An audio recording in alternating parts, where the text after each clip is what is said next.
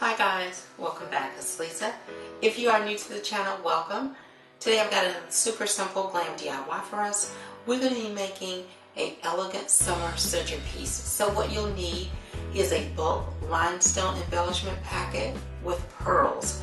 This packet is from Totally Dazzled. Totally Dazzled is an online retailer of event decor, wedding decor, and so much more. I will have Totally Dazzled's information along with my custom affiliate links in the description box below for you guys to check them out. Now from Dollar Tree, you will need one of these large square silver candy dishes.